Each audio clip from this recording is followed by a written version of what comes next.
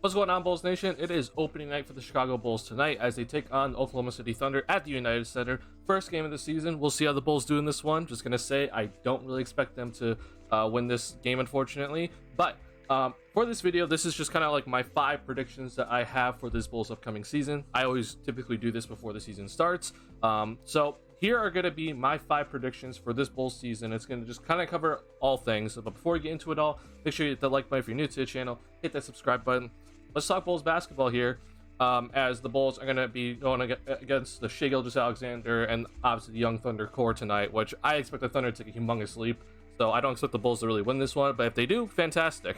But I do expect the Bulls to win against the Raptors in their next game. But for my first prediction for this Bulls team, okay, I'm just going to go ahead and give you my win prediction for the Bulls, okay? A lot of people are giving it out on Twitter, but here is my win prediction. I'm going to back it up with a lot of stats here, okay? So, the Bulls last season, as we know, this is last season's standings. They finished with 40 and 42. Okay, pretty awful year, under 500. Just basically hanging around 500 the entire year. Okay, I do think that this Bulls team did get better. I'm not saying they got incredibly better, but I do think that they got better with obviously Javon Carter, Torrey Craig coming in. Kobe White looks like he's going to take a leap. We'll see how much Patrick Williams actually takes a leap. I think also having Zach being fully healthy to start the season is going to help too. I do expect this Bulls team to go up in a sense in terms of their overall win percentage. And then when I look at the rest of the East, K, this is kind of like how I bracket off the East right now. It's just kind of just a big whole just ginormous bunch of teams in this last category, 5 through 11. And honestly, I throw the Orlando Magic in this conversation as well. So when I look at this, I honestly think that the Bulls can just kind of finish anywhere in between this. I don't really know if they're going to actually get to the 5th seed, but I do think the 6th seed is a very big possibility. So my win prediction for this season is 46 wins. I have this Bulls team going 46 and 36. I know it sounds like a lot, but in the first season where we saw DeRozan, Lonzo, and Vooch all come together with Zach, the Bulls won 46 games. That was with Lonzo Ball only playing 35 games and Caruso only played 41 games, right? The defense that season was pretty awful. It was bottom 10. It was probably honestly bottom 5 for that season, but the offense was ranked 13th. So when I look at it all, I do think that this Bulls team is better than last season. So they're better than the 40 and 42 record. I do think that some of these teams in the East are going to go down, including the Toronto Raptors and the Brooklyn Nets specifically. And then we'll see what the Miami Heat and Atlanta Hawks are going to be all about, because those are teams the Bulls could jump up over as well. And with all that being said, okay, if you look at the Bulls relative percentage index from last season, okay, so this is what the actual, like when we look at like kind of like analytics stuff, where we look at the actual, standings. So the Bulls obviously they finished at 40 and 42 here, but their estimated win-loss was actually 45 and 37. Okay, so we just kind of take this all in, where like the estimated win-loss was 45 and 37 last season, and last season we thought was bad. Okay, I do think that this Bulls team is going to come out and show that they're going to be closer to the mean, especially because they were like 15 and 23 in clutch games last season. I don't think it's going to be that terrible. Like we saw last season, especially if Zach's, being fully healthy again. And I just think that we're going to see that, instead of 15 and 23, sorry about the dogs if you hear them, it's going to be a little bit closer to kind of like about, middle of the pack in terms of the clutch percentage or clutch win-loss record. So because of all that, I do think that this Bulls team is going to get up to 46 wins. I will say that after watching the preseason, I'm not exactly feeling too great about my 46 win prediction. I made this prediction before the season started, or before preseason. I put it up on on Hayes' channel, Bull Central Pod. So you can go ahead and just see that I am sticking with this prediction no matter what. I have not changed it since I gave that prediction on Hayes' channel. So 46 and 36 is my prediction. I do think the Bulls get the 6th seed. If not, then they're going to obviously be in the play-in tournament, and I would hope that they have home court advantage at least in one of the games in the play-in tournament. So that's my prediction for the Bulls for their win-loss record. My second prediction is kind of like going off of this. Okay, we're looking at this is last season's offensive ratings. The Bulls were 24th offensively. They were awful. They were just straight up terrible on offense last season. As much as people don't think that was the problem, it was the problem last season. I don't think the Bulls really make that big of a leap, but I do think that they're not going to be 24th overall like we saw last season. I do think that they're going to be somewhere in the middle of the pack here. The highest I see this Bulls team getting to is 15th on the offense in terms of offensive rating. I think that they're probably going to settle around 17, 18, 19 area, unfortunately. So we're going to see a little bit of a jump, or like 16, 17. I'd honestly just I would hope that they get into like, 14, 15, 16 area, but I just don't know if that's possible, unfortunately. But pair that alongside that their defense was ranked top 5 last season. I don't think that this continues, okay, for this Bulls team. I don't think that they're going to be a top 5 defense, but I do think they're going to stay top 10. And so that could kind of put them along in this range. And again, if you thought about the season where the Bulls were ranked 13th on offense and pretty much bottom third on defense, they won 46 games. If they're going to be ranked top 10 on defense and pretty much like an average offense, I do think that we're kind of seeing closer to that 46 win mark that I have predicted. So, like I said earlier, the estimated win-loss was 45 wins last season, and they only won 40. So I do think that this Bulls team is going to get back up to like 46 wins with a better offense. So just a better offense ranked than 24. So that's kind of like my prediction. And then obviously a top 10 defense is also my prediction. So in terms of the offensive defensive rating, those are my predictions for this upcoming season. Okay.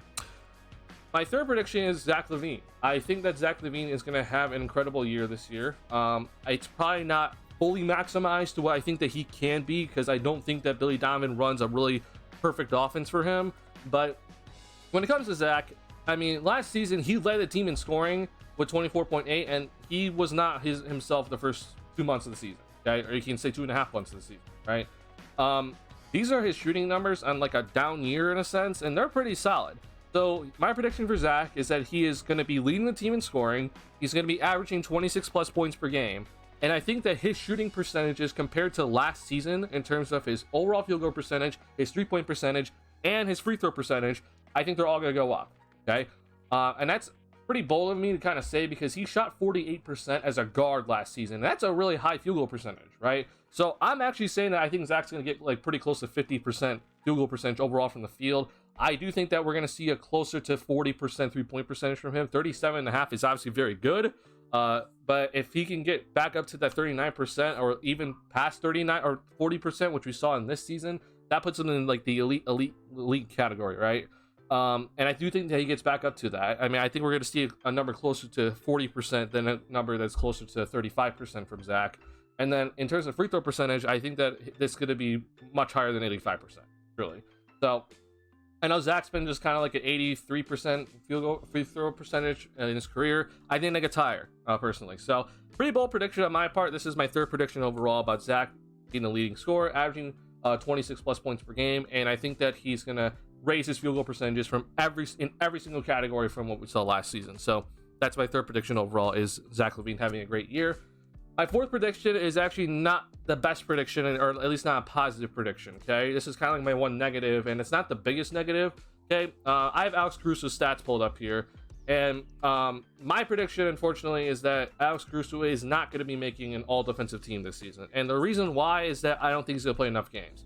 If we remember that there was a new rule implemented from the NBPA, and I guess also the league agreed to it, that you have to play 65 games to be considered for any award, right? So Alex Caruso, unfortunately, he has only played 65 plus games in his career once, and that was last season. So maybe that's a trend, but I think we all kind of know with Alex that he is constantly just sacrificing his body, and he's constantly hitting the floor, and it results in him not really playing a lot of games. His minutes decreased overall too from last season, so I expect his minutes to kind of stay around the same at about 24-ish this season, or maybe even less. But I don't think he's going to be playing 65 games, unfortunately, especially now that the Bulls have a little bit more depth in that sort of backcourt area, and with some pretty solid defenders with the addition of Javon Carter. So I think Alex, unfortunately, is going to be set for about 60 games this season, around there, and unfortunately he will not be making the cut to be eligible for an all-defensive team like we saw last season for Alex. So we'll see how many games he can play this season. I would honestly love to see Alex play all 82, but I just don't think that's ever possible with the way he plays, and I don't want Alex Caruso to change the way he plays. So I think he's going to be still the best perimeter defender in the league, like we saw the past couple of seasons and many seasons. He just won't be, unfortunately, eligible because of this new rule by the NBA. So that's that. That's my fourth prediction overall. Not the greatest. It's not positive, but I do think it's pretty legit. And my fifth prediction, this is my last prediction, and it's not the best, okay? But because of my overall idea of like where the Bulls are going to be ending up in terms of standings, which I said 46 wins, right? My prediction is that the Bulls at the trade deadline, they are going to make a move, but it's not going to be significant at all, okay? I think it's going to be a pretty minor move at the trade deadline. And it's either going to be one of two things. It's either going to be one, the Bulls actually go out and get like a little bit of help off the bench. It's not going to be like a change to the starting lineup. They're not going to sacrifice any assets. I don't think Patrick Williams or DeMar DeRozan are going to be traded, even though that they're on the last year of their contracts. But I do think that the Bulls are either going to be adding like a little bit of depth to their team, which is not very significant, or they're going to get out of the tax. So if the Bulls are like right now, if you don't know, Carly Jones was waived. So the Bulls currently right now, when we look at the tax situation, they are just under the tax. The problem is that if they actually go out and sign a minimum free agent, okay, or a player to a minimum contract, it's more than this number, okay? It's $2 million. So them signing any sort of minimum player would actually put them back into the tax. And I do think the Bulls, because right now they only have 14 players, including Lonzo Ball, on the roster, so technically they only have 13.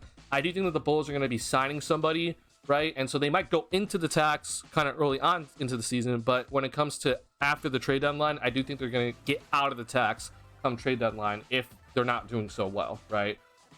So I think that's kind of where I'm mostly leaning towards, is that they're just going to trade to get out of the tax. The only thing that the Bulls can sign that would keep them under the tax is that they sign a rookie free agent, okay? A guy that has absolutely no experience in the NBA, because his minimum level contract is under 1.7. Even just a player with 1 year of experience is actually going to get a minimum level contract that is higher than this number. So I think that the Bulls, they're probably going to do something similar where it's just like, all right, we're going to trade to get out of the tax, and then we're going to go sign a rookie free agent for the rest of the season. So we'll see what the Bulls actually do at the trade deadline. But that's kind of my prediction. But just so you guys know, I've always been wrong. Every time I said the Bulls won't do anything, they make a move at the trade deadline. Every time I said the Bulls would actually do something, they stood pat. So I'm saying the Bulls make a very tiny move at the trade deadline. So maybe the opposite actually happens, because I think that would be the best case scenario for this team. But those are my 5 predictions before the season starts. Obviously, we're going to see the Bulls be playing in just a couple of hours here. But before I end this video, I want to hear your predictions for the season. Go ahead and leave in the comment section down below. If you like this video, make sure to hit that like button. If you're new to the channel, hit that subscribe button. I will be streaming after the Bulls versus Thunder on this channel for the post game. Be ready for that. I'll see y'all in the next one.